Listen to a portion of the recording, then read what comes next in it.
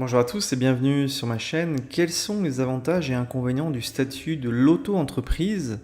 En quoi ça peut être un statut intéressant? Et peut-être que parfois ce statut d'auto-entreprise n'est pas la meilleure option pour démarrer son business, son activité. Malgré tout, pour beaucoup d'entrepreneurs, notamment les gens qui veulent un complément de revenus, les jeunes qui se lancent, qui n'ont pas d'expérience et qui veulent tester leur idée sur le marché, eh bien, auto-entrepreneur, c'est une bonne chose. Et même aussi pour les gens qui voilà, souhaitent pas avoir affaire à des choses compliquées au niveau administratif, eh bien, l'auto-entreprise, c'est le statut idéal pour se lancer pour ces profils-là. Alors, bien évidemment, vous n'allez pas créer une multinationale et que vous ne pouvez pas d'ailleurs avec l'auto-entreprise. Mais globalement, voilà, si vous créez une entreprise, que vous êtes tout seul, vous ne voulez pas vous embêter avec l'administratif, ouais, l'auto-entreprise, c'est un statut fiscal et social très très intéressant. Alors, ce n'est pas une société, c'est une entreprise individuelle, vous exercez en nom propre. C'est une entreprise individuelle simplifiée. La première chose, c'est que, voilà, en fait, toutes les démarches administratives sont extrêmement simples, c'est très rapide et voilà, vous pouvez créer votre entreprise, votre auto-entreprise gratuitement. Alors bien évidemment, vous pouvez passer par des sites partenaires ou même par mes services et ce sera payant, mais vous pouvez le faire gratuitement si vous vous débrouillez, si vous n'avez pas trop peur de remplir des formulaires administratifs, si vous êtes confiant sur votre capacité à créer votre auto-entreprise en ligne sans erreur, faites-le, c'est gratuit, il n'y a aucun problème. Par contre, les personnes qui ont des spécificités, qui ne veulent pas s'embêter, qui ont un petit budget, pourquoi pas le sous-traiter?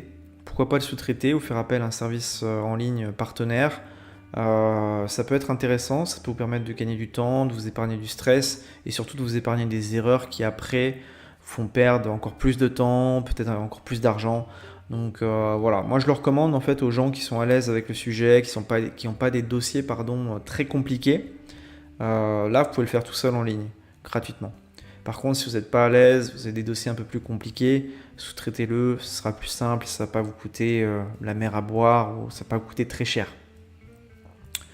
Ensuite, au niveau de la gestion de l'auto-entreprise, il n'y a pas grand-chose en fait. C'est une comptabilité simplifiée de type recettes-dépenses, donc une comptabilité de trésorerie, pas d'obligation de faire appel à un comptable, pas de bilan et de liasse fiscale à envoyer aux impôts chaque année. Voilà, il y a vraiment des obligations simplifiées, une gestion qui est très simple avec voilà, un tableur Excel avec vos recettes et vos dépenses et ça suffit largement pour gérer son auto-entreprise. Vous devez tout de même envoyer des factures à vos clients avec les mentions obligatoires, mais à part ça, il n'y a pas grand-chose. Et aujourd'hui, on a des outils, des très bons outils qui automatisent le processus des factures, des devis, même de la gestion au quotidien, de la comptabilité, entre guillemets. Et donc ça permet de gagner un temps fou. Après, vous avez également tout ce qui est TVA. La plupart des auto-entrepreneurs ne sont pas soumis à la TVA, ils sont exonérés. Quand on démarre une auto-entreprise, on est exonéré automatiquement de TVA. Donc c'est vraiment très très facile. Et il n'y a pas ce poids d'aller faire des déclarations de TVA qui peuvent être assez compliquées techniquement. Donc voilà. Après, il y a des seuils. En auto-entreprise, on peut être soumis à la TVA, mais il faut dépasser certains seuils que j'ai présentés dans d'autres vidéos. Et au démarrage, en tout cas, vous n'avez pas cette pression d'aller faire des déclarations de TVA et d'être soumis à la TVA. Vous êtes exonéré automatiquement de TVA au démarrage. Ensuite, gros avantage du statut d'auto-entrepreneur, c'est que vous pouvez le cumuler avec d'autres statuts, d'autres activités. Vous pouvez être étudiant et auto-entrepreneur, vous pouvez être salarié et auto-entrepreneur. Bien évidemment, faites gaffe aux clauses de non-concurrence, mais vous pouvez faire plusieurs activités. Vous pouvez être retraité et auto-entrepreneur. Donc, ça permet de se lancer à moindre frais, de tester une idée tout en faisant autre chose à côté et en assurant ses arrières, d'avoir un filet de sécurité.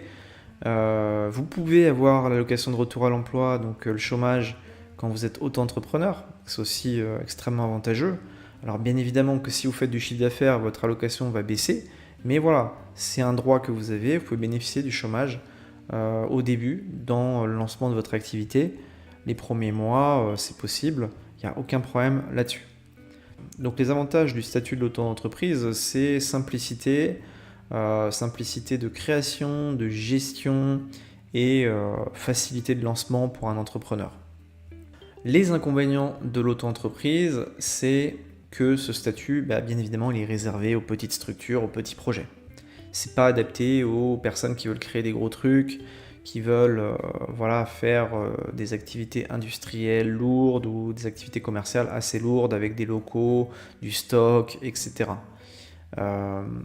C'est réservé aussi aux entrepreneurs qui n'ont pas des chiffres d'affaires monstrueux. En tant que prestataire, vous êtes limité à 77 ou 78 000 euros, je ne sais plus de mémoire, ça varie régulièrement, mais vous avez des seuils à respecter et ces seuils vous limitent entre guillemets dans votre auto-entreprise. Alors bien évidemment qu'on peut se verser des salaires intéressants en respectant les seuils de la micro-entreprise, mais si on veut aller chercher un peu plus loin et développer son business, on sera limité avec l'auto-entreprise. Vous avez une protection sociale qui existe puisque vous payez des cotisations sociales en auto-entreprise, mais cette protection sociale est limitée. Vous n'aurez pas le même niveau de protection sociale qu'une personne qui est salariée et qui cotise au régime général. Ça, c'est la réalité des choses. Votre niveau de retraite, votre protection sociale en général sera beaucoup moins bonne qu'un salarié et moins bonne qu'une personne qui est soumis à l'URSSAF en entreprise individuelle, en SARL, EURL, Ça, c'est la réalité, il faut en avoir conscience. Ensuite, vous ne pouvez pas récupérer la TVA, donc vous êtes exonéré automatiquement de TVA à la création de l'entreprise, mais ça veut dire qu'en gros, vous ne facturez pas la TVA, mais vous ne déduisez pas non plus la TVA de vos factures.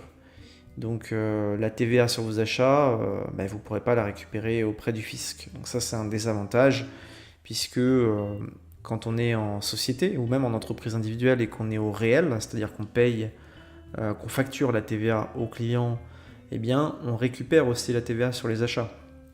Par exemple, vous achetez un iPhone à 1 000 euros, la TVA elle est à 20%, vous pouvez récupérer 200 euros de TVA ou un peu moins. Mais vous pouvez récupérer auprès du fisc entre 150 et 200 euros de TVA sur votre achat. Donc ça, c'est un avantage non négligeable et qu'on ne peut pas avoir en auto-entreprise. En tout cas, si on est si on est exonéré de TVA. Si on est soumis au régime réel de la TVA, en auto-entreprise, là, on peut récupérer la TVA sur les achats. Mais il faut être soumis au régime réel. Et pareil pour la TVA, il y a des seuils à respecter. En dessous de certains seuils, vous êtes exonéré automatiquement. Vous pouvez opter volontairement pour la TVA, l'assujettissement à la TVA, mais ce n'est pas obligatoire. Et quand vous dépassez certains seuils, vous passez automatiquement au régime réel de TVA, c'est-à-dire que vous êtes imposé, vous devez facturer la TVA et vous pourrez récupérer sur vos achats la TVA. Dernier inconvénient au niveau de l'auto-entreprise, c'est la confusion des patrimoines. Qu'est-ce que ça veut dire ? En gros, si vous engagez des dettes via votre auto-entreprise, ça va impacter votre vie personnelle. Votre auto-entreprise, c'est votre activité professionnelle, c'est votre entreprise, mais les dettes que vous engagez sur votre auto-entreprise auront forcément un impact sur votre vie personnelle. C'est-à-dire que l'huissier peut venir vous saisir votre maison, vos biens personnels, si vous êtes en difficulté financière sur votre auto-entreprise.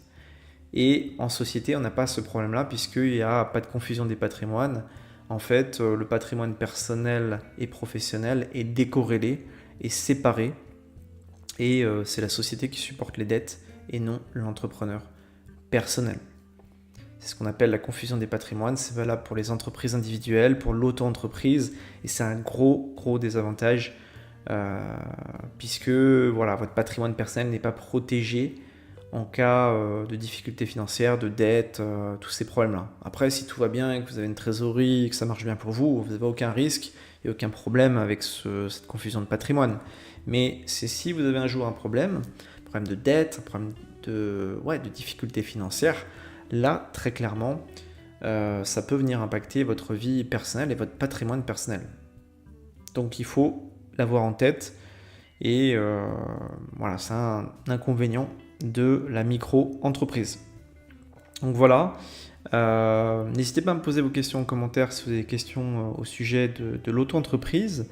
Et si vous êtes intéressé pour la création d'une entreprise ou la gestion de votre auto-entreprise, Vous pouvez faire appel à mes services, les liens sont dans la description.